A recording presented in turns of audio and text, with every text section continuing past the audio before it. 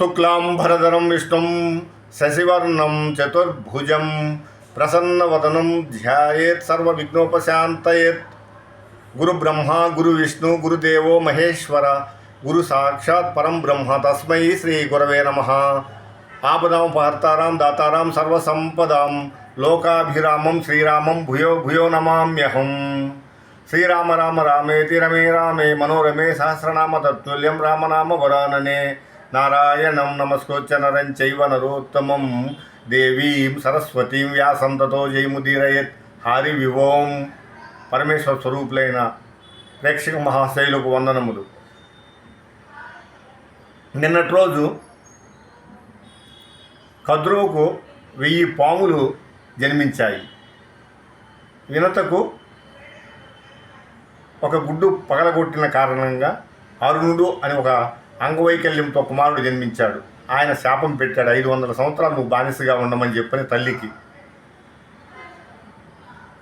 తదుపరి ఇప్పుడు అరుణుడు పెట్టిన శాపము అమల్లోకి రావాలి కాబట్టి ఆ క్షీరసాగర దగ్గర విహరిస్తున్న ఉచ్చైశ్రవం అనే ఒక గుర్రం, తెల్లటి గుర్రం, దాని తోక నలుపని కద్రువ, తెలుపని వినత ఇద్దరు పందెం వేసుకుంటారు. కానీ వినతను మోసం చేయడానికి కద్రువ ఒకరోజు సమయం తీసుకుంది. ఆ రోజు రాత్రి కద్రువ తన కుమారులందరికీ భోజనం పెట్టి ఏకాంతంగా సమావేశమైంది. కద్రువ కొడుకులతో మాట్లాడుతుంది. కద్రువ కొడుకుల కడకేగి, ఏను మిమ్మందర వేడన అన్నలారా, నా వంపు చేయుండు నన్ను రక్షింపుడు.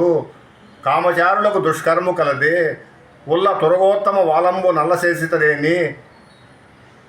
దాసియోగు వినత నాకు చేయని నాడు మరి ఏను దాసినగుదు. జంట పన్నిదము నరిసితే మిట్లుగా నిన్న పాములెల్ల దదవిమినియో. తల్లి వనిసెనని అధర్మము చేయంగనగునే ఎరుకోగలరే మగువలెందు అంటారు నన్నయ్య గారు. అంటే కద్రు అన్నది నేను పన్నెం కాశా, ఇటువంటి పన్నెం కాదు.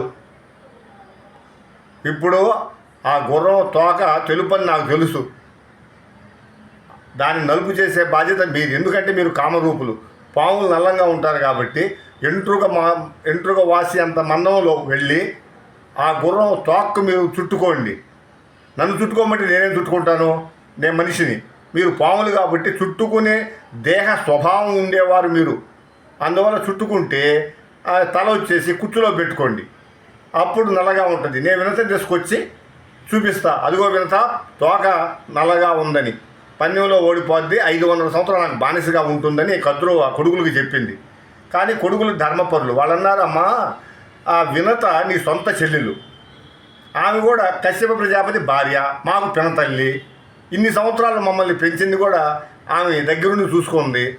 ఎందుకమ్మా ఆమె మీద నీకంత అసూయ అని చెప్పని కొడుకులు ఎప్పుడైతే తల్లికి ధర్మం చెప్పారో ఆమెకి లేనిపోని కోపం వచ్చింది. కోపం వచ్చిన వెంటనే శాపవాక్కు విడిచింది.